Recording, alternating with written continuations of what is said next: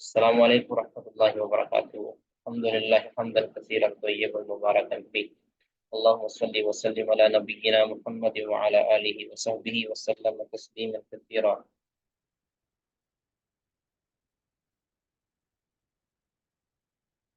رب اشرح لی صدری ویسر لی امری واحلل عقدۃ من لسانی یفقهوا قولی.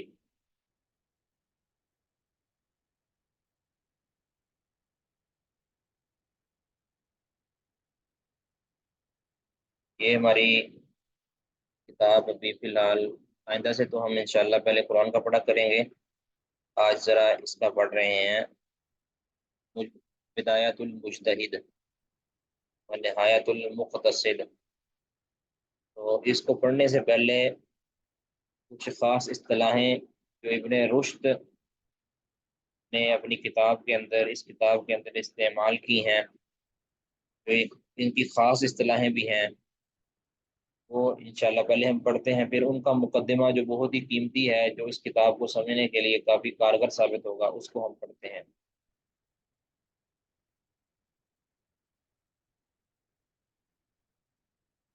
تو ایک اور بات تھی کہ یہ کتاب تھوڑی سی آپ کہہ سکتے ہیں مشکل ہے. اس کو آسان کرنے کے اندر نوٹس بنائے جائیں گے جو بہت ہی ضروری ہیں، تاکہ سارے اس سے فائدہ اٹھا سکیں. تو یہ نوٹس بنانے کی ذمہ داری کون اٹھائیں گے جی؟ جو تبرعاً نوٹس بنائیں گے اور سب کے لیے وہ فائدہ مند ہوں گے، وہ کمنٹ کر دیں. اور جو نہیں، پھر کوئی تبرعاً پیش اپنے آپ کو نہیں کریں گے، تو پھر جو میری خواہش ہے وہ میں انشاءاللہ پھر مینشن کر دوں گا.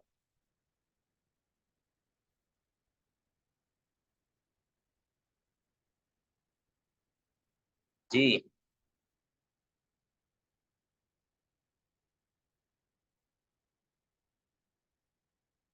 جی. محسن صاحب آپ بنائیں گے؟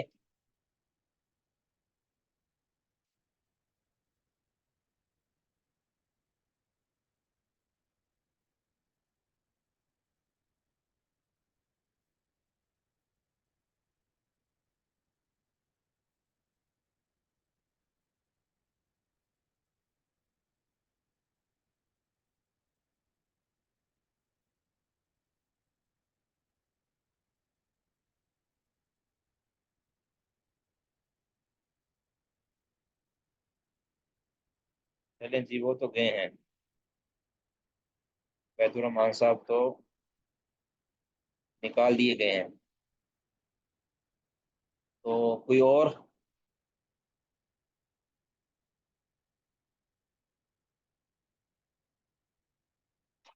جی راجبر صاحب، آپ کا کیا خیال ہے؟ السلام علیکم ورحمۃ اللہ. وعلیکم السلام ورحمۃ اللہ. شیخ محترم، یہ نوٹ بنانا جو ہے، یہ مجھے اپنے لیے بہت مشکل لگ رہا ہے. کچھ معاملات ایسے بھی ہیں کہ ذمہ داریاں بھی کچھ ہیں، اور دوسرا ہے کہ اگر ذمہ داریاں نہ بھی ہوتی تو پھر بھی میں اس چیز سے تھوڑا سا ہچکچاتا ہوں. اچھا. میں نے آج تک کسی چیز کا نوٹ نہ بنایا ہو. میں کوشش کرتا ہوں کہ کتاب کا بار بار مطالعہ کر کے کچھ حفظ ہی کر لوں، لیکن یہ نوٹ میرے لیے مشکل ہو جاتا ہے. نہیں، وہ اس کا یہ ہے نا کہ آپ نے اپنے لیے بھی یہ کرنا ہے، دوسرے ساتھیوں کے لیے بھی کرنا ہے. اگر آپ اچھا اچھا، تو اگر آپ یعنی یہ ذمہ داری نہیں اٹھا سکتے تو پھر ہم آپ کو مجبور بھی نہیں کریں گے. شیخ محترم، ایک سب سے احسن جو میں نے نوٹ دیکھے بھی ہیں، آ، لیکن معلوم نہیں، چونکہ ان کی بھی گھر کی ذمہ داریاں کافی ہوتی ہیں بہن کی، تو وہ نوٹ پہلے بناتی تھی. اب مجھے نہیں معلوم، وہ بہتر نوٹ بناتی تھی. اب اللہ عالم ان کی ذمہ داریاں کیسی ہیں گھر کی، لیکن اگر ان کے لیے ممکن ہے تو وہ بہترین نوٹ بناتی ہیں ماشاء اللہ. بارک اللہ فیہا. ام عبد الرحمان صاحبہ. جی شیخ محترم. جی. پھر ہم ان سے گزارش کریں گے، انشاءاللہ وہ وقت نکالیں گی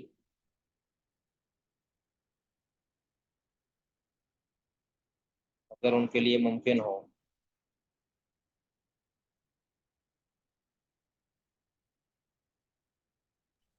ٹھیک ہے، السلام علیکم ورحمۃ اللہ وبرکاتہ۔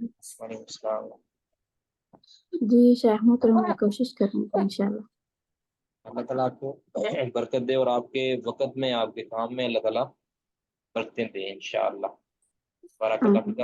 تو آپ انشاءاللہ جیسے روزانہ پڑھتے رہے نا، تو اس کو آپ ریکارڈنگ سن لیں، یا ویسے آپ کو جب سمجھ آ جائے بالکل صحیح تو پھر اس کی جو ہے نا نوٹس بنا لیں۔ نوٹس بنا کے آپ جو ہے نا وہ شیئر کر دیا کریں روزانہ۔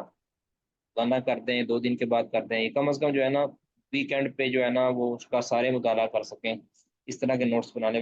باقی نوٹس بنانے کا مقصد صرف یہ نہیں ہے کہ اصل کتاب کو بندہ بالکل ہی معاف کر دے۔ اصل کتاب اصل ہے، جو اصل کتاب سے فائدہ اٹھا سکتا ہے اس جیسی کوئی بات نہیں ہے، لیکن یہ صرف اس صورت کے اندر ہے کہ اگر بس اوقات اصل کتاب سے سمجھنا تھوڑا مشکل ہو جاتا ہے تو نوٹس جو ہے نا اس کے اندر پھر فائدہ دیتے ہیں۔ تو ویسے تو ہر ایک کو اپنے اپنے نوٹس بنانے چاہیے، ٹھیک ہے، یہ سب سے بہتر ہے کہ ہر ایک اپنے اپنے نوٹس بنائے، لیکن یہ ہے کہ جو ام عبد الرحمن صاحبہ ہیں وہ انشاءاللہ یہ ذمہ داری اٹھاتی ہیں تو وہ شیئر بھی کر دیا کریں گے۔ باقی اب ہر ایک کو چاہیے کہ جو سمجھا ہے جو پڑھا ہے، بلکہ ساتھ ساتھ پینسل کاپی لے کر بیٹھیں، جس لفظ کا معنی بیان کیا جائے گا اس کے متعلق آپ اپنا وہ معنی لکھ لیا کریں، تاکہ آپ جب دہرائیں سبق کو بہت ہی آسان ہو جائے۔ یعنی ہر ایک کے پاس اپنی نوٹ بک ہونی چاہیے۔ بارک اللہ فیک۔ جی، مصطلحات ابن رشد۔ شیخ محترم، جی جی شیخ صاحب میں پڑھوں؟ جی جی پڑھیں جی، بارک اللہ فیک۔ اعوذ باللہ من الشیطان الرجیم، بسم اللہ الرحمن الرحیم۔ مصطلحات ابن رشد فی کتابہ، ابن رشد کی اپنی کتاب میں اصطلاحات۔ جی كثيرا ما يشير ابن رشد في كتابه إلى مصطلحات اتخذها لنفسه۔ کئی جگہ پر ابن رشد اپنی کتاب میں اپنی اصطلاحات کی طرف اشارہ کرتے ہیں جو انہوں نے اپنے لیے مقرر کی ہوئی ہیں۔ یعنی ونبہ، خاص اس کی ان کی اپنی اصطلاحات ہیں، عام وہ رائج نہیں ہے۔ اصل یہ بھی ایک ذہن میں رکھیں کہ انہوں نے یہ جو کتاب لکھی تھی نا یہ اپنے لیے لکھی تھی، اصل میں یہ مقدمہ کے اندر اشارہ کرتے ہیں کہ میں نے لکھی اپنے لیے تھی، باقی اس کو افادہ عامہ کے لیے میں نے جو ہے نا وہ ترتیب دے دیا ہے تاکہ سارے قاری بھی اس کو پڑھ لیں، باقی کہتے ہیں یہ اپنے میں نے فائدے کے لیے لکھی تھی۔ ونبه القارئ إليها في مواضع متفرقة نذكر منها، اور انہوں نے ان چیزوں کی طرف، ان اصطلاحات کی طرف اشارہ کیا ہے کئی جگہ پر، ان میں سے ہم ذکر کرتے ہیں۔ قال في الباب الثاني من ابواب الغسل المسألة الأولى، ابواب الغسل میں باب ثانی میں کہتے ہیں پہلا مسئلہ، فی الغسل من التقاء الختانین، اس بارے میں کہ ختانین جب ملے تو غسل ہے۔ کہتے ہیں ابن رشد، ومتى قلت ثابت للحديث فإنما أعني ما أخرجه البخاري أو مسلم أو ما اجتمع عليه۔ ابن رشد کہتے ہیں جب میں حدیث کے بارے میں کہتا ہوں کہ ثابت ہے تو میری مراد یہ ہوتی ہے کہ اسے یا امام بخاری نے یا امام مسلم نے یا دونوں نے روایت کیا ہے اپنی صحیحین یہ میں۔ ان کی خاص اصطلاح ہے، ویسے تو ہر ثابت حدیث، ہر صحیح حدیث چاہے وہ بخاری مسلم میں ہو یا دوسری کتابوں میں ہو اس کو ثابت ہی کہتے ہیں، لیکن یہ ان کی خاص اصطلاح ہے، یہ استعمال کرتے ہیں، جس کی وضاحت انہوں نے اس باب کے اندر، باب الغسل میں سے اس باب کے اندر کر دی ہے کہ جس بھی حدیث کے بارے میں ثابت کا لفظ بولوں گا تو میری مراد اس کی یہ ہوگی کہ وہ بخاری مسلم کی روایت ہے یا بخاری یا مسلم میں سے کسی ایک کی روایت ہے۔ جی، وقال في كتاب التيمم الباب الرابع، کتاب التیمم کے باب رابع میں کہتے ہیں، چوتھے باب میں، فی صفت هذه الطہارہ، اس تیمم، اس طہارت کی وصف کے بارے میں، اس کے بیان کے بارے میں۔ المسئلہ الثالثہ، تیسرا مسئلہ، اس کے فی عدد ضربات التیمم، کہ تیمم میں کتنی ضربیں ماری جائیں گی۔ اس کے اندر لکھتے ہیں، اذا قلت، جب میں کہوں الجمہور، لفظ جمہور استعمال کروں تو میری مراد ہوتی ہے فالفقهاء الثلاثہ معدودون فیہم، تو 3 فقہا ان میں شمار ہوتے ہیں، میری مراد ہے مالکا و شافعیہ و ابا حنیفہ۔ یعنی جب جمہور کہتے ہیں لفظ بولتے ہیں تو اس سے ان کی مراد کیا ہوتی ہے؟ یہ 3 فقہا، اصلا یہ امام احمد بن حنبل، میں نے پہلے عرض کیا تھا کہ احمد بن حنبل رحمہ اللہ کو یہ محدثین میں شمار کرتے ہیں، فقہا میں ان کو شمار نہیں کرتے، اس لیے ان کو پھر جمہور کے تحت نہیں لے کر آتے، عام طور پہ ان کا ذکر بھی نہیں کرتے، لیکن بعض جگہوں پہ ان کا ذکر بھی کر دیتے ہیں۔ جی، وقال في الباب الثاني من أبواب الوضوء في مسألة غسل الوجه في مسألة غسل الوجه، اور ابواب وضو میں سے دوسرے باب میں اس مسئلے کے تحت یعنی کہ چہرہ دھونے کے بارے میں کہتے ہیں مع ان الآثار الصحاحة التي ورد فيها صفة وضوئه عليه الصلاة والسلام ليس في شيء منها التخلیل، اس یہ بات بھی ساتھ میں ہے کہ جو بھی صحیح آثار وارد ہوئے ہیں نبی اکرم صلی اللہ علیہ وسلم کے وضو کے بیان کے بارے میں، ان میں سے کسی میں بھی داڑھی کا خلال کرنا وارد نہیں ہوا. فهو يسمي الأحاديث آثارا، تو ابن رشد احادیث کو اثر کا نام دے دیتے ہیں. وقد درج على ذلك في كتابه كله، اور یہ اسی نہج پہ چلے ہیں اپنی ساری کتاب میں. یعنی آثار کا لفظ جو ہے ان کے نزدیک، پہلے عرض کیا تھا نا جب کل ان کے عقیدہ کو پڑھتے تھے، انہوں نے حدیث کو وہ درجہ نہیں دیا جو کہ درجہ اس کا بنتا ہے.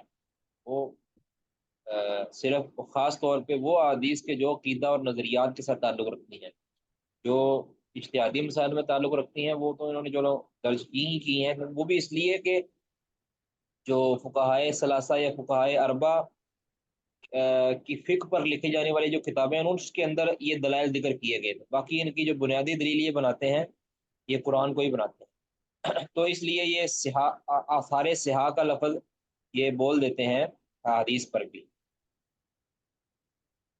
ویسے عام طور پہ تو یہ اثر کا لفظ حدیث پر بولا جا سکتا ہے، لیکن اصلاً یہ حدیث پر نہیں بولا جاتا. اصلاً یہ غیر صحابی کی روایت پر بولا جاتا ہے، غیر نبی کی بات پر بولا جاتا ہے.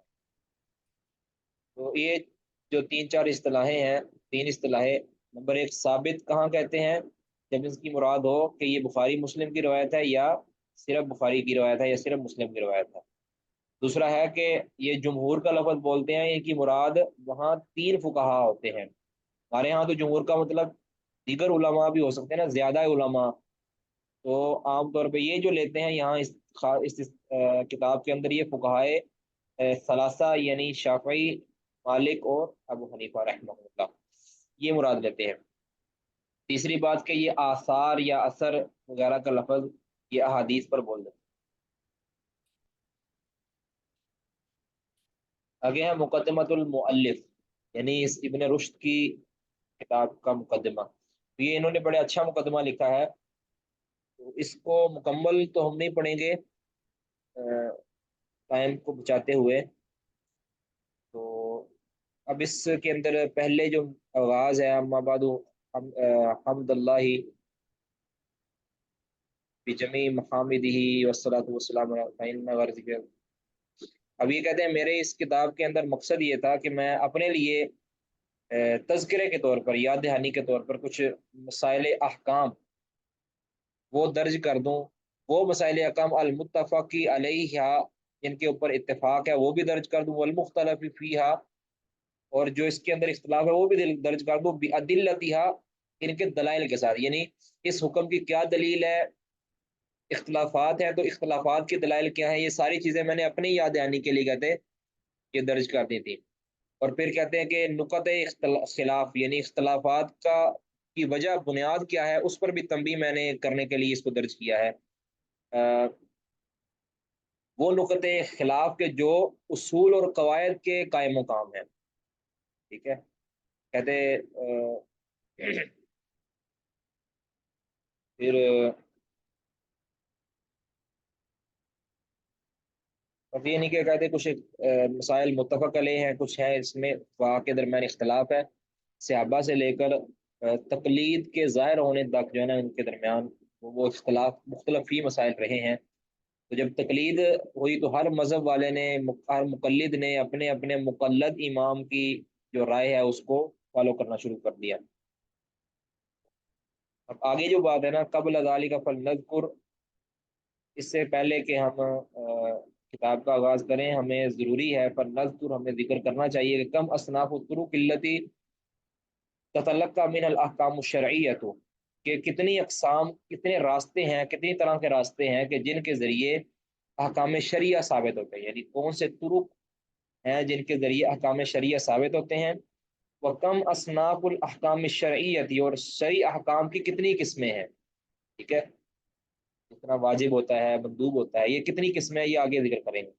وکم اصناف الاسباب التی اوجبت الاختلاف، اور کتنے وہ اسباب ہیں، کتنی طرح کے وہ اسباب ہیں کہ جن کی وجہ سے اختلافات پیدا ہوئے ہیں، ٹھیک ہے۔ تین چیزیں کو نے ذکر کیا ہے کہ سب سے پہلے کہ جن جن ذرائع سے احکام شریعت ثابت ہوتے ہیں ان کی کتنی اقسام ہیں، اس میں اختلافی کون سی ہیں، اتفاقی کون سی ہیں، نمبر ایک۔ نمبر دو کہ کن احکام سے احکام شریعہ کی اقسام کتنی ہیں، ٹھیک ہے، احکام شریعہ کی واجب، فرض، مندوب، حرام، مکروہ وغیرہ، یہ جو ساری اصناف ہیں ان کے اندر جو متفق علیہ ہیں اور جو مختلف بھی ہیں ان کے بارے میں کہتے ہیں ہم بات کریں گے۔ تیسرا یہ بات کریں گے کن اسباب کی بنیاد پر اختلافات پیدا ہوئے ہیں، اختلافات علماء کے دوران پیدا، حالانکہ دین تو ایک ہی ہے لیکن اس دین کے احکام شرعیہ کو وضع کرنے کے اندر اختلاف جو پیدا ہوئے ہیں تو وہ ان کی بنیادیں کیا ہیں، اس کے اسباب کیا ہیں، وہ جو مختلف اسباب ہیں ان سب کو ہم ذکر کریں گے بِأَوْجِزِ مَا يُمْكِنُنَا فِي ذَلِكَ، انتہائی اختصار کے ساتھ جتنا کہتے ہیں ہم سے اختصار ہو سکا ہم اس کو ذکر کرتے ہیں۔ فَنَقُولُ، اب آگے بات کرتے ہیں جو بنیادی اور ضروری باتیں۔ نمبر ایک،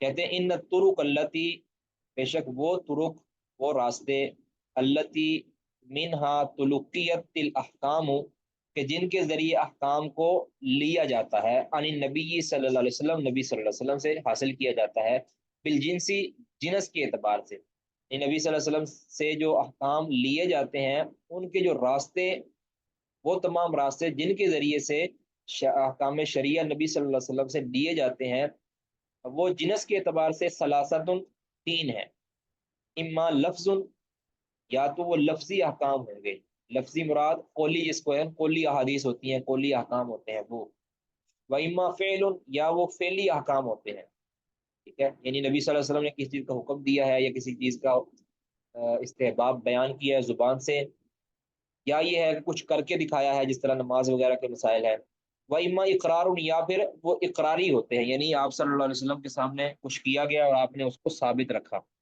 جس طرح کہ قولی، فعلی اور تقریری حدیث ہوتی ہے۔ یہ تین راستے ہیں کہ جن کے ذریعے احکام نبی صلی اللہ علیہ وسلم سے ہم تک پہنچے ہیں۔ تو آگے اگلا ایک راستہ ہے کہ جو مختلف بھی ہے، اب یہ تو تین چیزیں ہیں نا، یہ تو ہے کہ نبی صلی اللہ علیہ وسلم سے آ گئی ہیں، یعنی جس کو کہتے ہیں واضح طور پر آ گئی ہیں۔ وَأَمَّا مَا سَقَطَ عَنْهُ الشَّارِعُ مِنَ الْأَحْكَامِ، لیکن جو احکام جن احکام میں شارع نے سکوت اختیار کیا، یعنی بعد میں اس کوئی مسئلہ پیدا ہوا اور اس کے اندر شارع نے کوئی فیصلہ کن بات نہیں کی، نہ کچھ کہا ہے نہ کچھ کیا ہے، نہ اس کے بارے میں کوئی تقریری صورت ملتی ہے، یعنی وہ احکام جس کے بارے میں شارع کی طرف سے سکوت ہے، تو فقال الجمہور، اس میں کیا کیا جائے گا، فقال الجمہور، جمہور کیا کہتے ہیں، ان طریق الوقوف علیہ هو القیاس، کہ اس میں جو وقوف کا راستہ، علیہ ان احکام کے اندر، ان احکام کے اندر وقوف کا مطلب ان احکام کو جاننے کا راستہ کیا ہے، هو القیاس، وہ قیاس ہے، یعنی ان احکام کے بارے میں شریعت کا منشا کیا ہے کہ جس بارے میں شریعت نے کوئی بات نہیں کی اس کے بارے میں شریعت کا کہہ لیں کہ حکم کیا ہے، اس حکم کو معلوم کرنے کے لیے ایک راستہ کہتے ہیں قیاس کا موجود ہے۔ قیاس کیا ہے کہ کسی ثابت شدہ شرعی حکم کے علت کو جاننے کے بعد اسی طرح کی پائی جانے والی علت کسی اور حکم کے اندر ہم جب دیکھیں گے، کسی اور چیز کے اندر دیکھیں گے تو وہی حکم جو منصوص ہے اس حکم کو نکال کر اس کو دوسرے کے اوپر قیاس کر دیں گے اور دوسرے کے اوپر فٹ کر دیں گے، یہ نہیں ایک قیاس ہے جس کی اصول فقہ کے اندر اس کی تعریف آگے آئے گی بھی، اور مختصراً آپ یہ جان بھی لیں،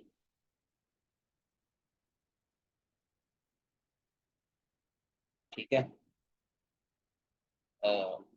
وقال اہل الظاہر، اب جمہور یعنی ائمہ ثلاثہ کا تو یہ ہے کہ اس سے مراد یعنی یہاں جو سکوت ہے جن احکام کے اندر اس کا حکم جاننے کا طریقہ کیا ہے، وہ قیاس ہے، لیکن اہل ظاہر کہتے ہیں القیاس فی الشرع باطل، شرع کے اندر قیاس باطل ہوتا ہے، یعنی قیاس نہیں کرنا، کسی حکم کو کسی حکم کی علت جاننے کے بعد اس کا حکم دوسرے ایسے حکم کے اندر منتقل کر دینا، کسی ایسی چیز کے اندر منتقل کر دینا جس کے بارے میں شارع کی خاموشی ہے۔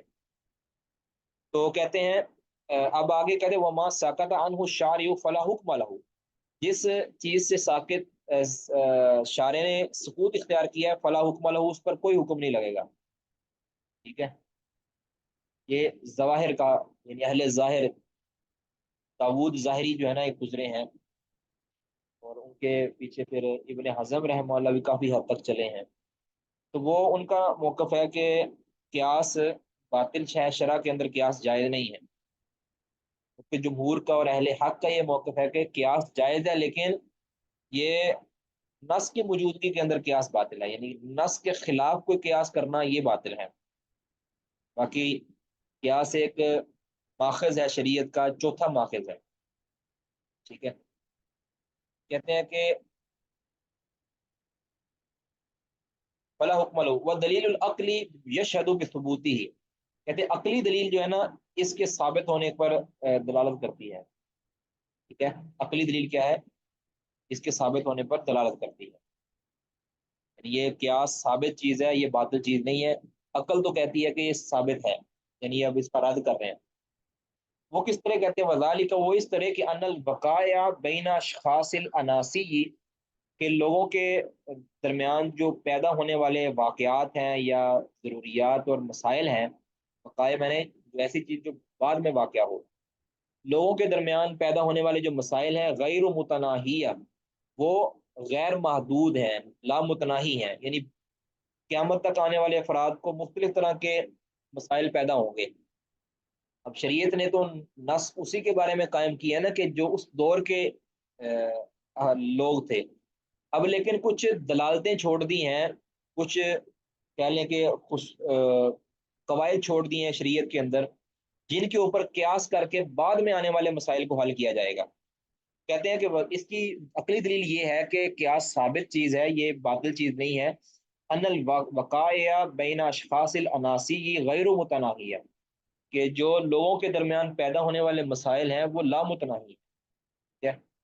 والنصوص، اب دیکھیں نا مثال کے طور پر جہاز کے اندر نماز، اب کئی ایسی فلائٹیں ہوتی ہیں کہ جو دو دو نمازیں اس کے اندر آ جاتی ہیں. اب اس کی صورت کے اندر کیا کیا جائے؟ اب شریعت نے تو اس بارے میں کوئی نص قائم نہیں کی کہ جہاز کے اندر نماز ہوتی ہے کہ نہیں ہوتی، تو پھر اس کے اندر ہم قیاس کریں گے. قیاس کس پر کریں گے؟ کشتی کے اوپر. کشتی کے اندر نماز پڑھنے کا صحابہ کے درمیان، صحابہ کے دور کے اندر یہ چیزیں پیدا ہو گئی تھیں. کشتی کے اندر نماز پڑھنا یہ جائز ہے، صحابہ سے ثابت بھی ہے. تو جب کشتی کے اندر نماز پڑھنا، اب کشتی کے اندر بھی مجبوری ہے، اس کے اندر بھی پانی ہوتا ہے، باہر خشکی تک پہنچنا ممکن نہیں ہے اتنا جلدی، ورنہ نماز کا وقت ضائع ہو جائے گا. تو جو علتیں کشتی کے اندر نماز پڑھنے کے جواز کی ہیں، وہی علتیں جہاز کے اندر نماز پڑھنے کی جواز کی بھی ہیں. تو لہٰذا جہاز کے اندر نماز پڑھنا جائز ہے. اس کے برعکس جو عام سواری ہے، کار ہے، گاڑی ہے، اس کے اندر نماز پڑھنا جائز نہیں، کیونکہ اس کے اندر رکا جا سکتا ہے، اس کے اندر کہہ لیں کہ سٹاپ کیا جا سکتا ہے، اس کے اندر اتر کے بندہ نماز پڑھ سکتا ہے. کیونکہ نبی صلی اللہ علیہ وسلم نے کبھی بھی گھوڑے کے اوپر یا کچر کے اوپر یا گدھے کے اوپر بیٹھ کے نبی صلی اللہ علیہ وسلم نے فرض نماز نہیں پڑھی، نفل تو پڑھ لی ہے. اب نفل جو پڑھی ہے اس کو بھی قیاس کیا جا سکتا ہے. گاڑی کے اندر ایک بندہ موٹر سائیکل کے پیچھے بیٹھا ہے، پیچھے بیٹھ کے نفل پڑھ سکتا ہے. ٹھیک ہے، اسی طرح ایک بندہ گاڑی کے اوپر بیٹھا ہے، چاہے اس کی گاڑی اپنی ہے یا کسی یعنی پبلک ٹرانسپورٹ ہے یا اس کی ذاتی گاڑی ہے، تو اس کے اوپر بیٹھ کے نماز پڑھ سکتا ہے. یعنی نماز کون سی؟ نفل نماز، کیونکہ نبی صلی اللہ علیہ وسلم نے سواری کے اوپر نفل نماز پڑھی ہے. تو یہ ہے قیاس. ٹھیک ہے، تو یہ کہہ رہے ہیں کہ لوگوں کے درمیان پیدا ہونے والے جو مسائل ہیں وہ لامتناہی ہیں. والنصوص والافعال والاقرارات متناہیہ، جبکہ جو نصوص ہیں یعنی نبی صلی اللہ علیہ وسلم کے جو قولی فرمان ہیں، والافعال، اور نبی صلی اللہ علیہ وسلم کے جو پہلی جو دلائل ہیں، والاقرارات، اور اسی طرح تقریری جو احادیث ہیں، یہ تقریری جو احکام ہیں، وہ متناہی ہے، وہ محدود ہے، کیا وہ لامتناہی نہیں ہے. تو کہتے ہیں وہ محال، کہتے ہیں یہ محال ہے کہ ان یقابل ما لا یتناہی لا یتناہی لا یتناہا بما یتناہا. کہتے ہیں جو لامتناہی چیز ہے اس کا متناہی چیز کے ساتھ موازنہ کرنا یہ بہت محال ہے. کہ لہٰذا کسی بھی شرعی حکم کو جاننے کے لیے اگر ہم قیاس کو باطل قرار دے دیں گے تو پھر ہمیں شرعی نص کہاں سے لائی جائے گی؟ شرعی نص ہونا پھر ضروری ہے، ورنہ تو کسی چیز کا بھی حکم ثابت نہیں کیا جا سکتا.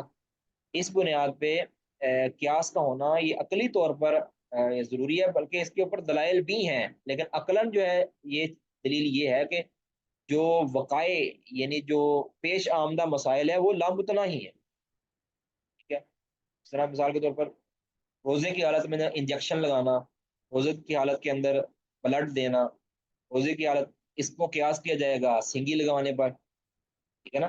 تو بلڈ دینا ہے، اس کو قیاس کرنا ہے سینگی لگوانے پر، لیکن اب بلڈ دینا روزے کی حالت میں، اگر کسی نے بلڈ دے دیا تو اس کے اوپر حکم کیا لگے گا؟ اس کا روزہ برقرار ہے یا نہیں برقرار، اس کا اختلاف ہے۔ اب جو بندہ قیاس کو نہیں مانتا وہ کس بنیاد پہ یہ کہے گا کہ یہ روزہ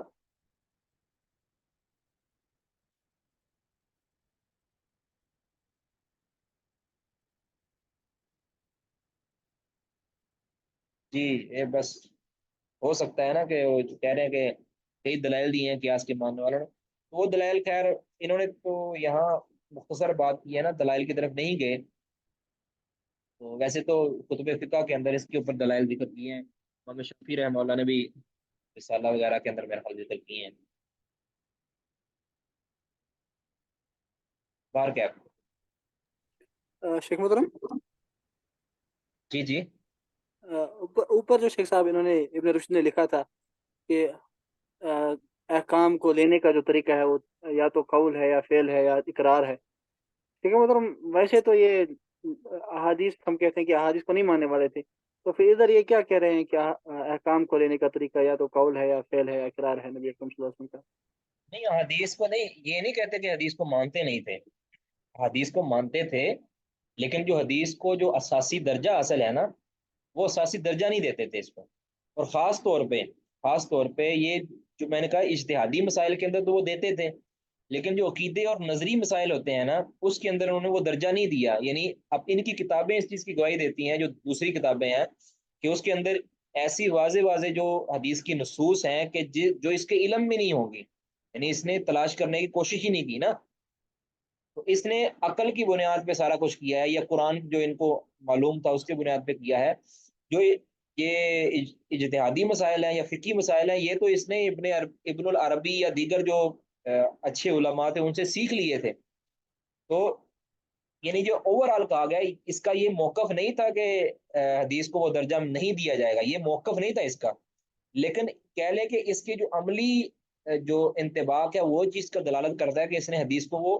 درجہ نہیں دیا، یہ نہیں کہتا تھا کہ حدیث کو میں نہیں مانتا، بات یہ ہے کہ اس نے حدیث کو اخذ ہی نہیں کیا، اور یہاں جو اجتہادی مسائل ہے اس کے اندر اس نے اخذ کیا ہے، لیکن اس کے اندر بھی جو اس کا جو اساسی درجہ تھا وہ اس کو نہیں، اس نے نہیں دیا، حدیث کو مانتا تھا، ابن رشد اس حدیث کو مانتے تھے، لیکن جو ایک اساسی جس طرح قرآن پاک کا درجہ ہے، قرآن پاک سے احکام وضع ہوتے ہیں، اس طرح جو ہے احکام وضع کرنے کا جو سلسلہ ایک دیگر علماء کرتے ہیں نا، اس طرح انہوں نے نہیں کیا، اور بالخصوص اجتہادی مسائل میں تو اس نے کیا ہے، کیونکہ اجتہادی مسائل کے اندر جو دلائل دیے گئے ہیں وہ دیے گئے ہیں جو فقہائے ثلاثہ یا فقہائے اربعہ کی طرف سے یا ان کی کتابوں کی طرف سے، تو اگر آپ آگے جب پڑھیں گے نا تو یہ جو فیصلہ دیتے ہیں نا اس کے اندر یہ جھلکتی ہے کہ یہ حدیث کو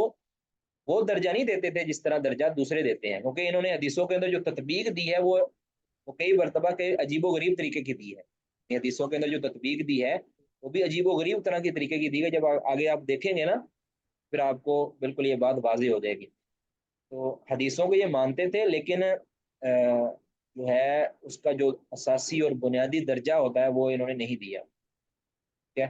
انکاری نہیں تھے حدیث کے، عملی طور پر جو ہے نا کوتاہ بین تھے، کوتاہی کرتے تھے، یعنی اور بالخصوص عقائد کے معاملے میں، کیونکہ جب وہ ان کے جو اساتذہ تھے نا عقائد کے باب میں وہ اساتذہ صحیح نہیں تھے، ٹھیک ہے جی، سمجھ آ گئی جی؟ نام شیر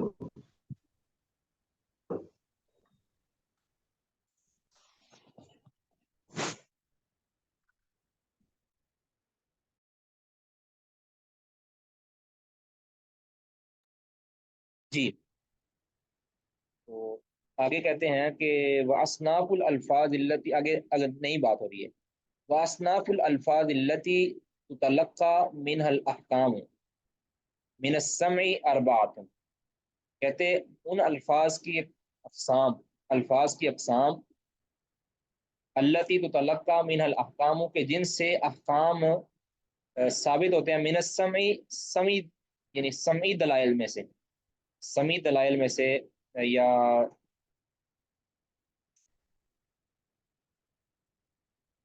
جن سے احکام ثابت ہوتے ہیں، ان کی چار قسمیں ہیں، اربعاتن، ان کی چار قسمیں ہیں۔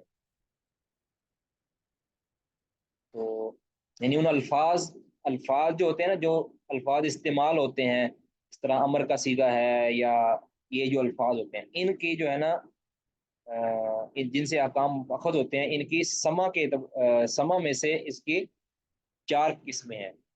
نمبر ایک، ثلاثۃ متفق علیہ، تین جو طرح کے الفاظ ہیں نا، ان پر تو اتفاق ہے، یعنی ائمہ اربع کے درمیان ان کے اندر اتفاق ہے۔ ورابعون، جو چوتھا لفظ ہے نا، مختلف فی، اس کے اندر اختلاف ہے۔ اب یہ چاروں آپ کو بالترتیب ذکر کر رہے ہیں۔ اما الثلاثۃ المتفق علیہ، جو تین الفاظ جن پر اتفاق ہے، وہ کون سے ہیں؟ فلفظ عام یحمل علی عمومی، اس سے مراد پہلا لفظ عام کا لفظ، یعنی جو ایسا عام، یحمل علی عمومی، جو اپنے عموم پر دلالت کرے، ٹھیک ہے، ایسا عام لفظ کہ جس کی دلالت اپنے عموم پر ہو۔ او خاص یحمل علی خصوصی، یا وہ خاص لفظ کہ جس کے جو اپنے خاص پر دلالت کرے، یعنی خصوصیت پر دلالت کرے۔ آگے اس کی مثالیں آئیں گی تو پھر بات واضح ہو جائے گی۔ او لفظ عام، یا ایسا لفظ، عام لفظ، یراد به الخصوص، جس کے سے خصوص مراد ہو، یعنی عام لفظ بول کر خاص فرد مراد لیا جائے۔ اب یہ ہو گئے تین، اب اس کے اندر تو اتفاق ہے۔ او لفظ، یا وہ لفظ خاص، او لفظ خاص، یا خاص کا لفظ، یراد به العموم، کہ جس سے عموم مراد لیا جائے، یعنی خاص کا لفظ بول کے، خاص کا لفظ بولا جائے اور اس سے مراد عموم، اس کے اندر اختلاف ہے، جس طرح پہلے ذکر کیا کہ دلالت کے اعتبار سے لفظ، یعنی اس پہ تو سب کا اتفاق ہے نا کہ لفظ کبھی عام بولا جائے اور اس سے مراد بھی عموم لیا جائے۔ نمبر دو کہ لفظ اس سے بولا جائے، خاص بولا جائے، مراد بھی خاص لیا جائے۔ تیسرا ہے کہ لفظ عام بولا جائے، مراد اس سے خاص لیا جائے۔ تیسرا یہ ہے کہ لفظ خاص بولا جائے، مراد اس سے، چوتھا یعنی یہ لفظ خاص بولا جائے، مراد اس کا عام لیا جائے۔ یہ چوتھا جو ہے نا، اس کے اندر اختلاف ہے، کیونکہ اس کے اندر قیاس آتا ہے، ٹھیک ہے نا، اس کے اندر کیا آتا ہے کہ اس شریعت کا حکم کسی خاص چیز کے بارے میں ہے، اب اسی کو، اسی خاص کے حکم کو عام کر کے بندہ کسی اور کے اندر شامل کر دیا جائے، اس کے اندر اختلاف ہے۔ وفی ہذا، اسی تقسیم کے اندر کہتے ہیں، اسی تقسیم کے اندر یدخل التنبیہ بالاعلی علی الادنی، کہتے ہیں اسی کے اندر تنبیہ داخل ہو جائے گی اعلیٰ کے ذریعے ادنا پر، یعنی اعلیٰ بول کر ادنا چیز مراد لی جائے، یعنی اعلیٰ بول کر نیچے والا حصہ مراد لیا جائے، وہ بالادنا، اور ادنا بول کر علی الاعلیٰ، اعلیٰ پر تنبیہ مراد لی جائے، ٹھیک ہے، وہ بالمساوی علی المساوی، اور برابر کو بول کر برابر پر جو تنبیہ مراد لی جائے، اسی کے اندر کہتے ہیں یہ ساری چیزیں بھی داخل ہو جاتی ہیں۔ اب اس کی مثال دے رہے ہیں، فمثال الاولی، پہلے کی مثال، پہلے کی مثال یعنی لفظ عام بولا جائے اور مراد بھی اس سے عام ہی لیا جائے۔ کہتے پہلے کی مثال قولہ تعالی، اللہ تعالیٰ کا یہ فرمایا، حرمت علیکم المیتۃ والدم ولحم الخنزیر، کہ تم پر مردار کو، خون کو اور خنزیر کے گوشت کو حرام کر دیا گیا۔ اب کہتے ہیں یہاں جو خنزیر کا لفظ ہے نا، اب خنزیر کا لفظ یہاں ایک خاص خنزیر کے بارے میں نہیں ہے، بلکہ جتنے بھی خنزیر ہیں سب کو شامل ہے، یعنی یہ لفظ عام ہے اور یہ سبھی خنزیروں کو شامل ہے، ہر طرح کے خنزیروں کو۔ بین المسلمین اتفاق، ہو کہتے کیونکہ مسلمانوں کا اتفاق ہے علی، اس بات پر کہ ان لفظ الخنزیر، خنزیر کا لفظ متناول، یہ شامل ہے لجمیع اصناف الخنزیر، خنزیر کی تمام نسلوں، یعنی خنزیر کی بھی قسمیں ہوں گی نا، جس طرح کے عام جانوروں کی قسمیں ہوتی ہیں۔ کہتے ہیں کہ اس پر اتفاق ہے کہ جو خنزیر کا لفظ، اس سے مراد سارے کے سارے خنزیر ہیں، ہر نسل کے خنزیر وہ مراد۔ ہاں کہتے ہیں ما لم یکن، کہ ما لم یکن مما یقال علیہ الاسم بالاشتراکی، کہتے جب تک کہ وہ ان الفاظ میں سے نہ ہو کہ جس پر لفظی اشتراک مراد ہے، یعنی اس کا حقیقتاً وہ چیز اس طرح کی نہ ہو، صرف لفظی طور پر اس کو وہ معنی دے دیا گیا ہو، تو پھر کہتے ہیں اس کے اندر وہ فرض شامل نہیں ہوگا۔ مثال آگے، مثل خنزیر الماء، جس طرح کہ پانی کا خنزیر۔ اب پانی کا خنزیر کا حکم وہ نہیں ہے جو عام خنزیر کا حکم ہے۔ پانی کا خنزیر تو جو پانی کے جو ہوتے ہیں نا جانور، اس کے حلال یا حرام ہونے کے اندر اختلاف ہے۔ پانی کے جو جانور ہیں اس کے اندر کون سے جانور حرام ہیں، کون سے حلال ہیں؟ بعض کے نزدیک سارے ہی حلال ہیں، بعض کے نزدیک سارے حلال نہیں ہیں، صرف مچھلی حلال ہے، اور بعض کے اندر تو مچھلیوں کی بھی کئی قسمیں جو ہے نا وہ مکروہ ہیں، حرام تو نہیں ہے۔ تو باہر کے اب جو اس میں اشتراک کے لفظی صرف ہے، یعنی لفظی اشتراک ہے کہ خنزیر، وہ خنزیر اس کی جو خصوصیات وہ والی نہیں ہوتی جو خشکی کا خنزیر ہے، پانی کا خنزیر ہے، اس کے اندر صرف لفظی طور پر، معنوی طور پر اس کو کہہ دیا جاتا ہے کہ یہ جس طرح کے وہ ہوتا ہے، جو سانپ ہوتا ہے، اس کا سانپ مچھلی اس کو کہتے ہیں نا، سانپ مچھلی۔ اب وہ سانپ تو نہیں ہوتا، زہریلا نہیں ہوتا، ٹھیک ہے، اس کا حکم وہ نہیں ہے، وہ تو کھائی جا سکتی ہے، ویسے سانپ نہیں کھایا جا سکتا، لیکن سانپ سمپل مچھلی اس کو کہتے ہیں میرا خیال، سانپ مچھلی، اس کی شکل و صورت وہ لگتی ہے کہ وہ سانپ جیسی ہے، لیکن وہ ہوتی مچھلی ہی ہے، ٹھیک ہے۔ تو اسی طرح کہتے ہیں خنزیر کے بارے میں۔ اب ہو سکتا ہے کہ یعنی اس کے اندر اختلاف ہے نا کہ یہ خنزیر کا جو پانی کا جو خنزیر ہے یہ حلال ہے یا حرام ہے، لیکن اوور آل جو الخنزیر بولا گیا ہے نا، اس سے مراد ساری اقسام جو ہے نا خنزیر کی، جو حقیقتاً خنزیر ہے، یعنی جو خشکی کا خنزیر ہے، وہ اس کے اندر شامل ہے، ٹھیک ہے۔ تو یہ عام بول کر عام مراد لیا ہے، ٹھیک ہے۔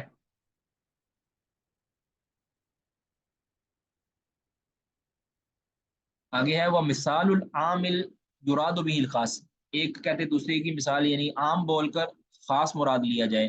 اس کی مثال قولہ تعالی، اللہ تعالیٰ کا یہ فرمان ہے، خذ من اموالہم صدقۃ، کہ آپ ان کے اموال میں سے صدقہ وصول کریں، تطہرہم وتزکیہم، جو ان کو پاک کر دے گا، تطہرہم وتزکیہم بہا، اور آپ ان کو پاک کرتے ہیں اس کے ذریعے، یا وہ صدقہ پاک کرتا ہے ان کو اور ان کی تزکیہ کرتا ہے، نہیں سوری، تطہرہم، آپ انہیں پاک کر دیں، اے پیغمبر آپ ان سے صدقہ وصول کریں اور ان کو پاک کر دیں، وتزکیہم، اور ان کا تزکیہ کر دیں، بہا، اس صدقہ کے ذریعے۔ کہتے ہیں فإن المسلمین اتفقوا علی ان لیست الزکاۃ واجبۃ، لیست الزکاۃ واجبۃ فی جمیع انواع الاموال، کہتے ہیں اب دیکھیں نا، اموال کا لفظ بولا ہے، اب اموال تو عام لفظ ہے، ٹھیک ہے، اموال عام لفظ ہے، لیکن اس سے مراد ہر طرح کا مال نہیں ہے۔ وہ کہتے ہیں مسلمانوں کا اتفاق ہے ہر طرح کے مال کے اندر صدقہ واجب نہیں ہے، ہر طرح کے مال کے اندر تو نہیں نا ہے۔ اب ایک انسان کا مال نصاب کو ہی نہیں پہنچا تو اس کے اندر صدقہ واجب نہیں ہے، یعنی زکوٰۃ اس پر واجب نہیں ہے۔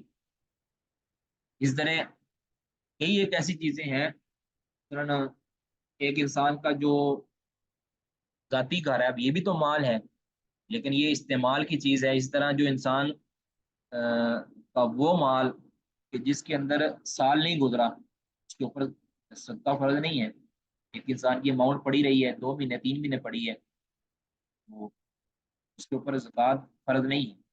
تو مراد یہ ہے کہ ہر طرح کے مال کے اندر، اب لفظ تو یہ عام ہے، لیکن اس سے مراد کیا ہے؟ خاص خاص شروط کا مال ہے، کہ جس کی اماؤنٹ ایک خاص نصاب کو پہنچے، اور اس کے اندر اور کچھ شرائط ہے کہ 1 سال کم از کم اس کے اوپر گزرا ہو، تب جا کے اس پر زکوٰۃ فرض ہوگی۔ تو ان الفاظ سے، من اموالہم کے الفاظ سے جو ہے عمومی الفاظ ہیں، عام لفظ ہے، لیکن اس سے مراد خاص لیا گیا ہے، ہر طرح کا مال نہیں بلکہ خاص اموال کہ جن کی کچھ شرائط اور ضوابط ہیں۔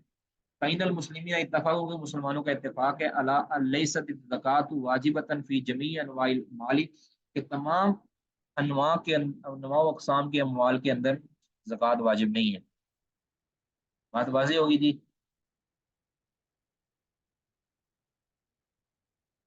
جی مشکل تو نہیں جی؟ शेख मोहतरम अल्हम्दुलिल्लाह अभी तक समझ आ गई अल्हम्दुलिल्लाह। ठीक है, माशाल्लाह। वाज़ेह।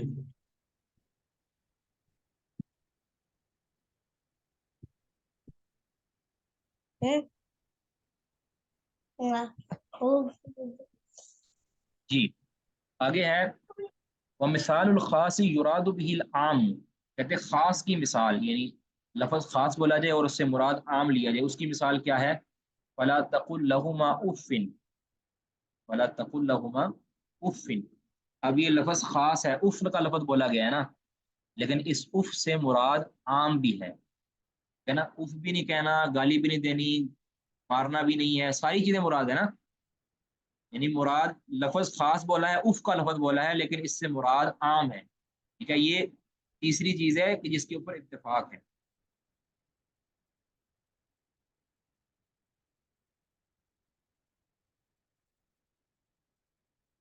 चलो, अब कहते हैं जाते जाते इन्होंने साथ ये भी कहते वहुवा मिन बाब तंबीह बिल आला अला अदना, कहते हैं कि ये मिसाल उस पर फिट हो जाती है कि मिन बाब तंबीह बिल आला अला अदना, कि आला के लफ्ज के साथ, बिल अदना लफ्ज के साथ आला के ऊपर तंबीह करना, ये कम लफ्ज के साथ ऊपर वाली जो चीज है उसके ऊपर तंबीह करना, ये भी इसकी मिसाल भी ये बनती है। क्योंकि फ़इन्ना युफ़हमु मिन हाज़ा, कहते हैं इस उसके लफ्ज से समझा जा सकता है कि तहरीम ज़रबी व शतमी, मारने का हराम होना भी और गाली का हराम होना भी, वमा फ़ौक़ ज़ालिक, और जो भी इससे ऊपर वाले जो जराइम है जो माँ बाप के साथ करना, जब उसका कहना हराम है, जायज़ नहीं है, तो फिर उससे जो ऊपर वाले हैं, जो इससे जो बड़े जुर्म हैं, यानी मारना, गाली देना या कोई और जुल्म करना, ये भी इसके साथ इसकी हुर्मत समझी जा सकती है। ठीक है,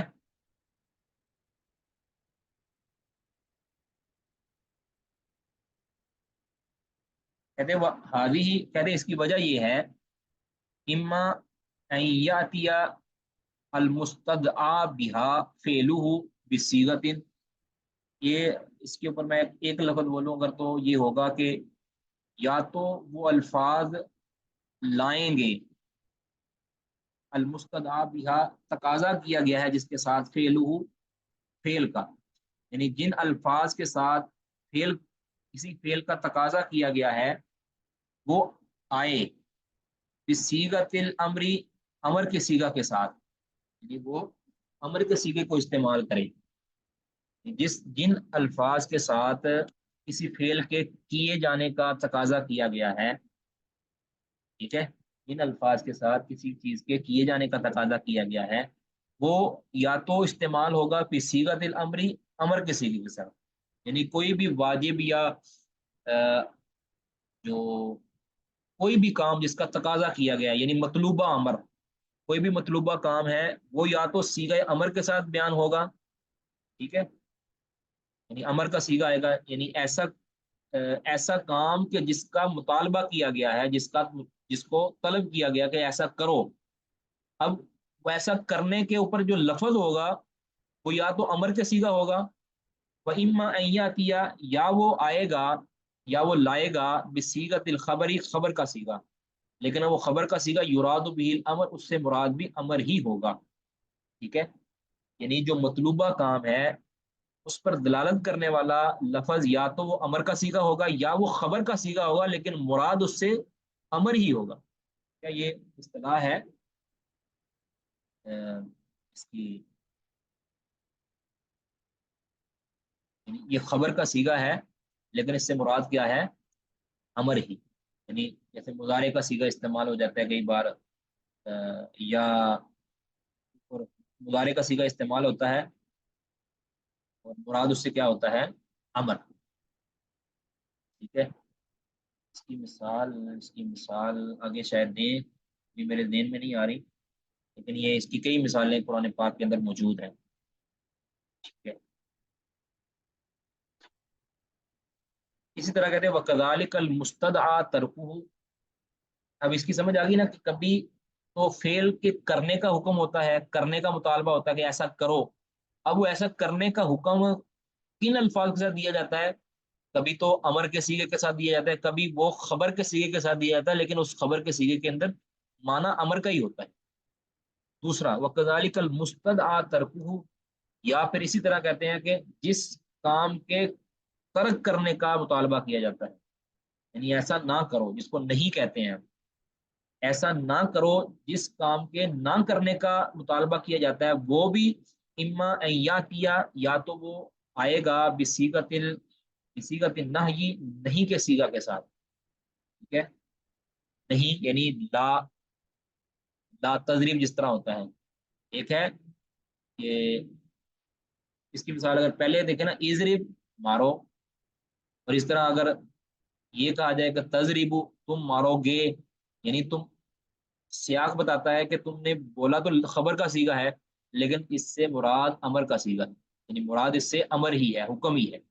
اور اس طرح لا تضریب تم نہ مارو، ٹھیک ہے، تم نہ مارو، ایک واضح طور پر نہیں کا صیغہ آ گیا ہے، اب اس سے نہ مارنے کا مطالبہ کیا جا رہا ہے۔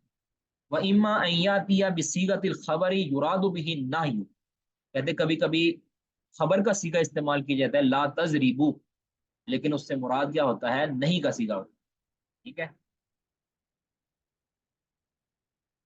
سمجھ آ گئی جی؟ ہمارا دیکھیں جی کبھی جی شیخ صاحب۔ جو مطلوبہ کسی کام کے کرنے کا مطالبہ کیا جاتا ہے اور اس پر دلالت کرنے والا لفظ کبھی تو امر کا صیغہ ہوتا ہے، کبھی خبر کا صیغہ ہوتا ہے، لیکن مراد اس سے امر ہی ہوتا ہے، اور کبھی کسی چیز کے نہ کرنے کا مطالبہ کیا جاتا ہے اور اس پر استعمال ہونے والا لفظ نہیں کا صیغہ ہوتا ہے، اور کبھی نہیں کا صیغہ نہیں ہوتا بلکہ نفی کا صیغہ ہوتا ہے، ٹھیک ہے، یعنی خبر مراد یہاں بصیغۃ الخبر مطلب نفی کا صیغہ استعمال کیا جاتا ہے، لیکن مراد اس سے نہیں ہی ہوتا ہے، ٹھیک ہے۔ کہتے ہیں جب یہ وَإِذَا أَتَتْ هَذِهِ، اب یہ وجہ بیان کر رہا ہے کہ یہ اختلافات پیدا کیوں ہوتے ہیں، یعنی احکام کے اندر اختلافات پیدا کیوں ہوتے ہیں، کہ استعمال تو شارع نے وہ صیغے کیے ہیں، کہہ رہے وَإِذَا أَتَتْ هَذِهِ الْأَلْفَاظُ بِهَذِهِ الصِّيَغِ، کہہ رہے جب یہ الفاظ ان صیغوں کے ساتھ آئیں گے نا، یہ الفاظ ان صیغوں کے ساتھ آئیں گے، فَهَلْ يُحْمَلُ اسْتِدْعَاءُ الْفِعْلِ بِهَا عَلَى الْوُجُوبِ أَوْ عَلَى النَّدْبِ، کہتے ہیں اب کیا، اب آگے کہتے ہیں اختلاف کی وجہ بیان کر رہے ہیں کہ کیوں اختلاف ہوتا ہے، اس کی وجہ کہتے ہیں اب یہ ہے، کیا یحمل محمول کیا جائے گا استدعاء الفعل بہا، ان کے ذریعے فعل کا مطالبہ کرنے کو، علی الوجوبی وجوب پر، یعنی جو یہ امر کا صیغہ استعمال ہوا، کیا اس امر کے صیغہ یا اس خبر بمانہ امر کے صیغے کو، اس کو وجوب پر معمول کرنا ہے، او علی الندبی، یا اس کو استحباب پر معمول کرنا ہے، کیونکہ امر کا صیغہ ہمیشہ جو ہے وہ حکم پر دلالت نہیں کرتا، کبھی کبھار وہ استحباب پر دلالت بھی کرتا ہے، وجوب پر دلالت ہمیشہ نہیں کرتا، یا فرضیت پہ دلالت نہیں کرتا۔ اب کہاں یہ فرضیت پر دلالت کرتا ہے، کہاں یہ استحباب پر دلالت کرتا ہے، اس کے اندر اختلاف کیا گیا۔ حل یحمل استدعاء الفعل بها، ان الفاظ کے ذریعے یعنی امر اور نہیں کے ذریعے کام کرنے کا جو مطالبہ ہے، اس کو محمول کیا جائے گا علی الوجوبی وجوب پر، او علی الندبی یا پھر استحباب پر، ندب پر، علی ما سیقال فی حد الواجب والمندوب الیہ، اس کے مطابق جو عنقریب کہا جائے گا، یعنی عنقریب میں آگے بیان کروں گا، کہتے ہیں واجب اور مندوب کی تعریف، واجب اور مندوب کی جو تعریفیں ہیں اس کے مطابق اس کو وجوب پر دلالت کرنا ہے یا ندب پر دلالت کرنا ہے، کہتے ہیں جیسا کہ عنقریب میں آگے کہتے ہیں، او یا پھر یتوقف، یا پھر اس میں توقف کرنا ہے کہ کوئی فیصلہ نہیں کرنا، حتی یدل الدلیل علی احدہما، یہاں تک کہ کوئی دلیل اس دونوں میں سے کسی ایک پر دلالت کر دے کہ یہ واقعتاً واجب پر دلالت کرتا ہے یا مندوب پر دلالت کرتا ہے۔ اگر کوئی واضح ٹھوس جب تک دلیل نہیں آ جاتی، اس وقت تک ہم نے توقف کرنا ہے کہ یہاں امر کا صیغہ آ گیا ہے، اس سے مراد وجوب لینا ہے یا مندوب لینا ہے۔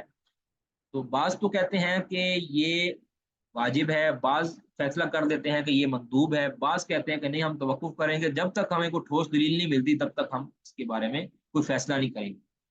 کہتے فیہ بین العلماء خلاف مذکور فی کتب اصول الفقہ، اس کے اندر، اس مسئلہ کے اندر علماء کے درمیان اختلاف کتب فقہ، اصول فقہ کے اندر مذکور ہے، ٹھیک ہے، یعنی یہ وجہ اختلاف بنتی ہے، کسی بھی واضح امر کا صیغہ ہے تو کئی اس سے مراد وجوب لے لیتے ہیں۔ اب دیکھیں نا نبی صلی اللہ علیہ وسلم نے فرمایا اذا دخل احدکم المسجد فلا یجلس حتی یصلی رکعتین، ٹھیک ہے. اب اہل ظاہر تو کہتے ہیں کہ یہ جو دو رکھتے ہیں یعنی جو جسے تحیت المسجد کہتے ہیں یہ واجب ہے، یہ اگر کوئی نہیں پڑھتا تو وہ بیٹھے نہیں.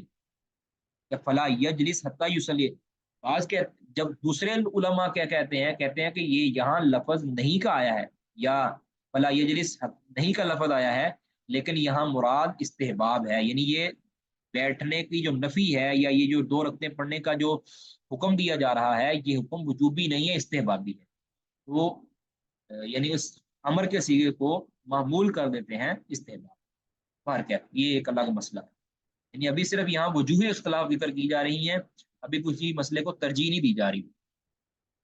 وکذالک الحال، وہ کہتے ہیں اس یہی حالت ہے فی سیاغ النہی، نہیں کے سیگا کے اندر. یعنی یہ تو امر کے سیگوں کی انہوں نے بھی بات کی ہے نا کہ اس کے اندر اختلاف ہے کہ اس کو واجب پر محمول کرنا ہے یا مندوب پر، یا پھر اس کو اس میں توقف کرنا ہے. کہتے اس کے اندر اختلاف علماء کا پایا. کہتے یہی حالت نہیں کے سیگا کے اندر بھی حل تدل علی الکراہتی کراہیتی او التحریم، کہ کیا وہ کراہیت پر دلالت کرتا ہے یا کہ واضح تحریم پر دلالت کرتا ہے، حرمت پر دلالت کرتا ہے. او لا تدل علی واحد منہما، یا کہ اس کے یا ان دونوں میں سے کسی پر بھی دلالت نہیں کرتا. ٹھیک ہے. فیہ الخلاف المذکور ایضا، اس کے بارے میں بھی اختلاف ذکر ہوا. سمجھ آ گئی جی؟ فی الحال میرا خیال یہیں تک کر لیتے ہیں، ورنہ یہ بوجھ بن جائے گا آگے. ٹھیک ہے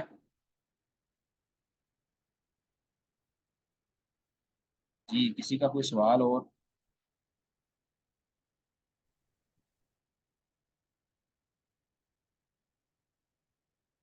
یہ بتائیے گا کہ سمجھ آ گئی ہیں سب کو؟ جی شیخ محترم. شیخ صاحب پہلے انہوں نے یہ بتایا تھا کہ الفاظ جن سے احکام لیے جاتے ہیں یا تو وہ ظاہر ہوں گے، یا تو وہ قول سے لیا جائے گا حکم، یا تو فعل سے کوئی حکم لیا جائے گا. پھر انہوں نے الفاظ میں دلالت کا بیان کیا کہ الفاظ کی دلالت چار طرح کی ہوتی ہے: عام پر دلالت کرے، یا عام خاص کے لیے ہو، یا خاص پر دلالت کرے، یا خاص عام کے لیے ہو. ان میں سے تین پر تو اتفاق ہے، ایک پر ان کا اختلاف ہے. تو جن پر اتفاق ہے وہ یہ ہے کہ عام پر ہو، خاص پر ہو، اور کبھی خاص سے مراد عام ہو.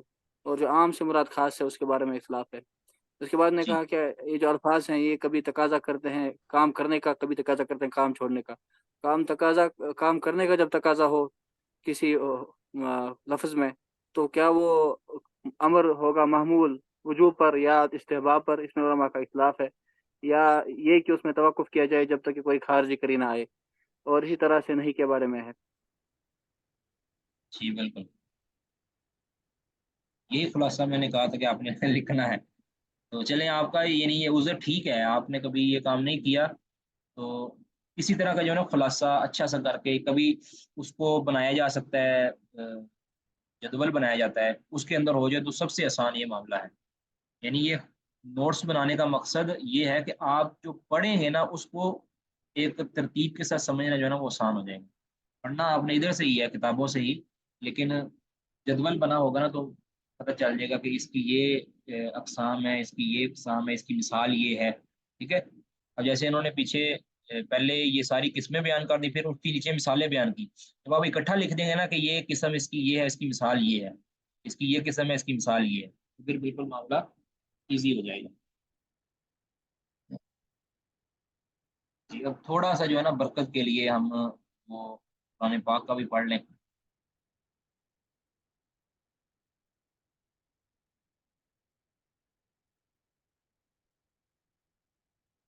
اعوذ باللہ السمیع العلیم من الشیطان الرجیم. بسم اللہ الرحمن الرحیم. جی کون قرات کرنا چاہیں گے؟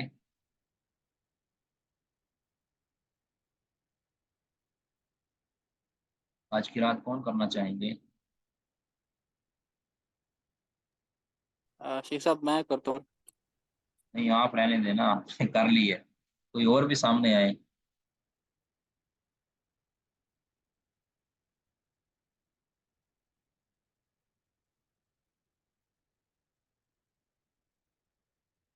جی السلام علیکم. وعلیکم السلام. شیخ محترم میں کروں؟ جی جی کریں. أعوذ بالله من الشيطان الرجيم بسم الله الرحمن الرحيم قد سمع الله قول التي سورة تجادلك المجادلہ. سورة المجادلة. جی مدنی ہے، یہ مدنی صورت ہے.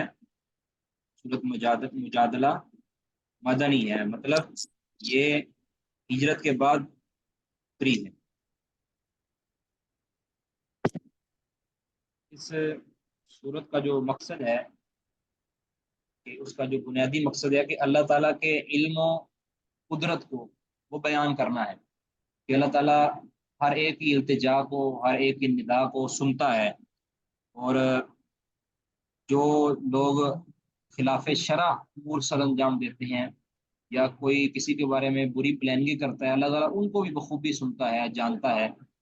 کہ آگے آیات جو آ رہی ہیں خاص طور پہ اللہ تعالیٰ کے جو علم و احاطہ ہے نا، اس کا یہاں بیان کیا جا رہا ہے تاکہ یہ ذہن رہے کہ اللہ تعالیٰ ہمیں پوری طرح معائنہ کر رہا ہے ہمارا، اور انسان پھر اللہ تعالیٰ کی مخالفت سے، اللہ تعالیٰ کے احکام کی سے عدول اختیار کرنے سے، انحراف کرنے سے انسان بچ جائے. اور یہ مجادلہ جو ہے یہ عام طور پہ یہ لیا گیا ہے، یہ صورتوں کی وہ قسم ہے، یعنی صورتوں کے ناموں کی وہ قسم ہے کہ جس کو کہہ لیں کہ مشتق کیا گیا ہے. ویسے تو تجادلک یہ اس باب سے مشتق کر کے اس کا جو مصدر ذکر کر دیا، سورۃ المجادلہ. مجادلہ یہ مصدر ہے نا، اس سے اخذ کر کے اس کو یہ نام توقیفی ہی ہے. تو دراصل اس صورت کے آغاز کے اندر سیدہ خولہ رضی اللہ عنہا کا واقعہ بیان کیا گیا ہے. ان کو ان کے شوہر نے یہ کہہ دیا کہ انتی علیہ کظہری امی، کہ تو میرے لیے ایسے ہی ہے کہ جیسے میری ماں کی پیٹھ ہے، تمہاری پیٹھ میرے لیے ویسے ہی ہے جیسے میری ماں کی پیٹھ ہے. تو مطلب یہ ہے کہ جس طرح میرے لیے اپنی ماں کے پاس جانا یہ حرام ہے، ناجائز ہے عقلی طور پر بھی، شرعی طور پر، اسی طرح تمہارے ساتھ بھی میرا وہ تعلق کرنا یہ جائز نہیں. دراصل زمانہ جاہلیت کے اندر یہ زہار کہتے ہیں، زہار، اس کو زہار مطلب زہر سے ہے، پیٹھ کو کہتے ہیں زہار. تو پرانے وقتوں کے اندر لوگ اپنی بیویوں کے ساتھ جب یہ غصے کے اندر کہہ دیتے تھے نا کہ تم میرے لیے، تمہاری پیٹھ میرے لیے ویسے ہی ہے جیسے میری ماں کی پیٹھ ہے یا میرے جو حرام رشتوں کی پیٹھ ہے. ویسے تو اس کو ظاہری امی اس لیے کہہ دیتے، ظاہری اختی کا بھی وہی حکم ہے، ظاہری بنتی کا بھی وہی حکم ہے، ظاہری خالتی کا بھی وہی حکم ہے، ظاہری جو بنتی ابن کا بھی وہی حکم ہے. ٹھیک ہے، یعنی جتنے بھی حرام رشتے ہیں ان کی پیٹھ کو جو اپنے بیوی کی پیٹھ کے اوپر یعنی قیاس کر دینا یا اس کا نام لے دینا، یہ زہار ہے. شرع کے اندر اس کو زہار کہتے ہیں. اب جو زمانہ جاہلیت کے اندر کیا تھا کہ جب زہار کوئی کر لیتا تھا تو وہ عورت ہمیشہ کے لیے اس کے لیے حرام ہو، یعنی وہ ماں کی طرح بن جاتی تھی. اس کو کہہ دینا کہ ماں کی پیٹھ کی طرح تمہاری پیٹھ ہے میرے لیے، تو وہ اس کی ماں کی بن جاتی تھی. یعنی اس کو ماں کا درجہ سے مراد یہ ہے کہ اس کے ساتھ کبھی بھی تعلق قائم نہیں کیا جا سکتا، میاں بیوی والے تعلق اس کے ہمیشہ کے لیے ختم ہو جاتا. تو ان کی خولہ رضی اللہ تعالیٰ عنہ کے شوہر نے ان کو کہہ دیا. اب وہ پریشان ہوئی کہ میں تو بوڑھی حالت ہوں، میرے بچے ہیں، اب تو میرا اس کے ساتھ دوبارہ کبھی بھی تعلق نہیں ہو سکتا، یہ تو طلاق بھی نہیں ہے بلکہ ہمیشہ کے لیے حرمت ہو گئی ہے، اب میں کدھر جاؤں گی اس بڑھاپے کی حالت میں. وہ نبی صلی اللہ علیہ وسلم کے پاس آئیں اور کہنے لگی اللہ کے رسول میرے لیے کوئی راستہ نکالیں. اب لڑ رہی تھی مراد بھی پریشان تھی کہ آپ ہمارے لیے کوئی راستہ نکالیں. نبی صلی اللہ علیہ وسلم فرماتے ہیں کہ میرے پاس تو اس کے بارے میں کوئی حکم نازل ہی نہیں ہوا، میں اس کے اندر کچھ نہیں کر سکتا کہ جس طرح عام دستور چلتا جا رہا ہے وہی دستور کے مطابق تم اس کے ساتھ نہیں نباہ کر سکتی ہے. نبی صلی اللہ علیہ وسلم نے یعنی میں نا وہ کہہ لیا کہ میں اس کے اندر کچھ نہیں کر سکتا، میرے پاس کوئی حکم نہیں ہے شریعت کا اس بارے میں واضح طور پر، میں کچھ نہیں کر سکتا. انہوں نے جناب اسی دوران جو ہے نبی صلی اللہ علیہ وسلم سے کہا، آپ صلی اللہ علیہ وسلم سے جو ہے وہ مطالبہ کیا کہ آپ میرے لیے کوئی راستہ نکالیں، میرے لیے کوئی چھوٹ نکالیں، کہ اصل تو یہی ہے کہ میرے لیے کوئی راستہ نہیں لیکن میرے لیے نکالیں، اس والے سے پھر اللہ تعالیٰ نے یہ چند آیات جو ہے نا ان کے اندر نازل کی کہ یہ جو زہار وکلا جو کنسیپٹ ہے جو جاہلیت کا ہے یہ بالکل غلط ہے. یعنی یہ کہہ دینا کہ ہمیشہ کے لیے وہ اس کی ماں کی طرح ہو جائے گی، یہ بالکل باطل ہے. ماں اس کی وہی ہے جس نے اس کو جنم دیا ہے، ٹھیک ہے. ہاں یہ ضرور ہے اگر کسی نے زہار کر لیا ہے تو اس پر جرمانہ پڑے گا، اس نے اس کو اپنی ماں کی طرح یا بیٹی کی طرح کیوں قرار دیا، اس پر جرمانہ پڑے گا. اس کی جرمانے کی پھر مختلف صورتیں، ٹھیک ہے، جرمانے کی پھر مختلف صورتیں ہیں، وہ یکے بعد دیگرے، یہ اختیاری نہیں ہے ساری، بلکہ ایک اگر کسی کو استطاعت ہے تو وہ دوسری کی طرف نہیں جائے گا بلکہ بالترتیب ہے.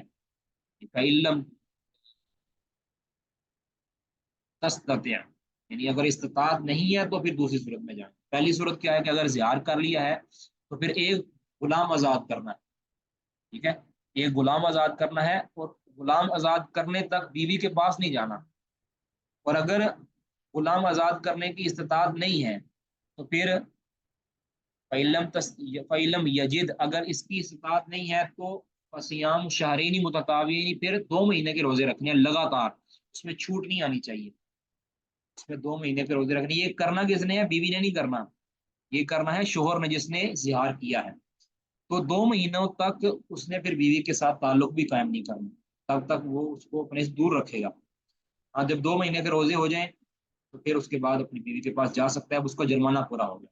اگر اس کی استطاعت نہیں ہے تو پھر ہے 60 مسکینوں کو کھانا کھلانا. وہ 60 کے 60 کو اکٹھا کھلا دے، 60 کے 60 کو یک کے بعد دیگرے کھلا دے، یعنی وہ 60 مسکینوں کو کھانا کھلانا ہے.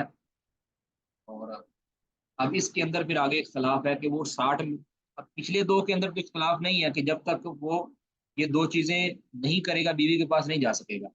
اب یہاں کیا ہے کہ اگر 60 مسکینوں کو کھانا کھلانا ہے تو اس دوران کھانے کھلانے سے پہلے بیوی کے پاس جا سکتا ہے یا نہیں جا سکتا. جو لوگ کہتے ہیں کہ نہیں جا سکتا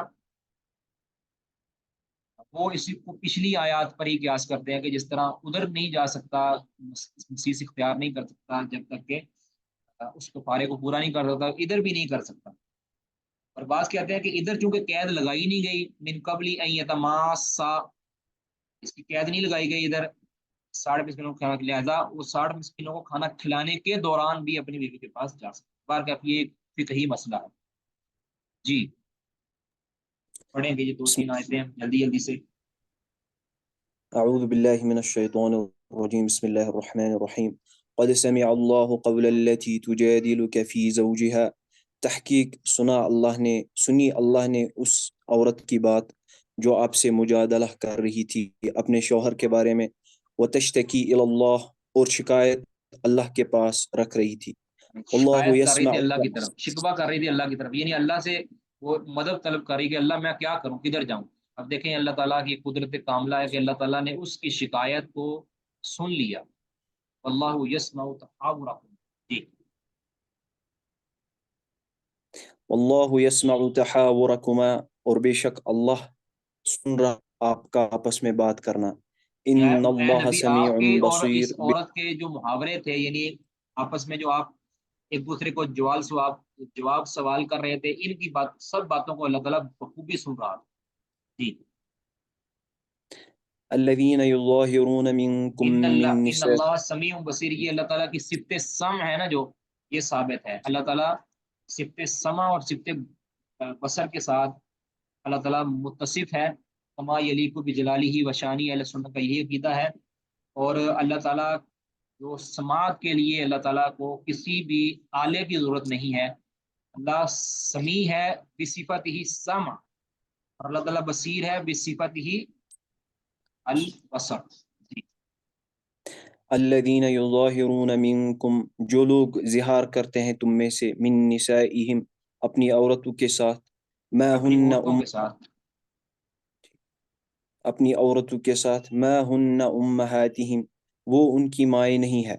ان امہاتہم الا اللائی ولدنہم، ان کی مائیں تو صرف وہی ہے جو ان کو جنم دے. جنہوں نے وَإِنَّهُمْ ان کو جنم لَيَقُولُونَ، دیا، وہی کی مائیں. جی. وَإِنَّهُمْ لَيَقُولُونَ مُنْكَرًا مِنَ الْقَوْلِ، اور بے شک وہ تو کہتے ہیں، یعنی وہ ایک منکر بات کہہ رہے ہیں، وزورا اور جھوٹ. وَإِنَّ یہ بہت ہی اللَّهَ منکر اور بری اور جھوٹی بات ہے. یعنی یہ کہہ کر تم اپنی مائیں بنا لینا ان کو، یہ جھوٹی بات ہے اور یہ منکر بھی ہے، مطلب یہ حرام ہے. تو اس سے مطلب یہ نکلا کہ زہار کرنا یہ ناجائز عمل ہے، جائز نہیں ہے. ہاں جب جائز نہیں ہے تو اس کا یہ مطلب نہیں ہے کہ جائز نہیں ہے تو اس کا اسی طرح نفاذ ہو جائے جس طرح اس نے کہا ہے. جائز نہیں ہے، اسی وجہ سے کفارہ پڑا ہے، اسی وجہ سے اللہ تعالیٰ نے اس کو منکر کہا ہے. ساتھ اللہ تعالیٰ نے وَإِنَّ اللَّهَ لَعَفُوٌّ غفور کا جو لفظ بولا ہے نا، کہ چلیں اگر کہہ دیا ہے توبہ کر لو، معافی مانگ لو، اللہ تعالیٰ معاف کر دے. وَإِنَّ اللَّهَ لَعَفُوٌّ، بے شک اللہ تعالیٰ خوب معاف کرنے والا اور غفور ہے. جی. والذین یظاہرون من نسائہم ثم یعودون لما قالوا، اور وہ لوگ جو زہار کرتے ہیں اپنی عورتوں کے ساتھ اور اس کے بعد یعودون لوٹتے ہیں، یعنی اپنی عورتوں کی طرف، نہیں لما نہیں، قال، یعودون لما قالوا، اور اپنے ہی قول کی طرف وہ لوٹ آتے ہیں، یعنی وہ رجوع کر لیتے ہیں کہ بھی ہم نے غلط کہہ دیا ہے. ٹھیک ہے. ان کے ذمہ کیا ہے پھر؟ تحریر رقبۃ من قبل ان یتماسا، تو ان پر ایک گردن آزاد کرنا ہے، من قبل ان یتماسا، قبل اس کے کہ وہ دونوں آپس میں ملیں، آپس میں ملنے سے پہلے یعنی تعلق قائم کرنے سے پہلے ان پر گردن آزاد کرنا ہے.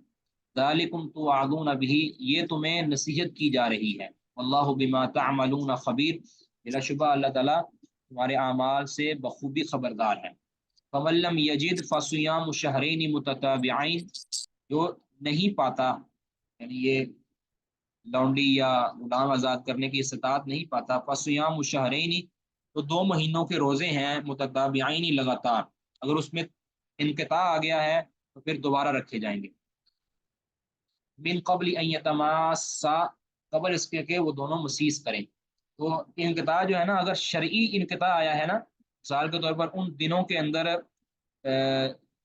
کوئی ایسے دن آ گئے کہ جن دنوں کے اندر روزہ رکھنا جائز نہیں ہے. مثال کے طور پر ان دنوں کے اندر عید الفطر کا دن آ گیا ہے، یا ان دنوں کے اندر رمضان کے جو فرض روزے ہیں وہ آ گئے ہیں، یا ان دنوں کے اندر جو عید الاضحیٰ کے دن ہیں جن میں روزہ رکھنا جائز نہیں وہ آ گیا، تو پھر ان دنوں میں روزہ وہ چھوڑ دے گا. پھر اس کی ترتیب وہ قائم رہے گی انشاءاللہ. وہ روزہ دوبارہ اثر نو اپنے اختیار سے وہ روزہ نہیں چھوڑے گا. ہاں اگر کوئی شرعی اختیار ہے، شرعی امتناع آ گیا ہے تو پھر وہ کوئی مسئلہ نہیں. یہی راجع ہے انشاءاللہ. ذالک لتؤمنوا باللہ ورسولہ، یہ اس وجہ سے کہ تاکہ تم اللہ پر ایمان لاؤ اور اللہ کے رسول پر ایمان لاؤ. وتلک حدود اللہ، اور یہ اللہ کی حدود ہیں. وللکافرین عذاب علیم، کافروں کے لیے دردناک عذاب ہے. بس جی. کسی کا کوئی سوال ہے تو وہ کر سکتے ہیں. جی.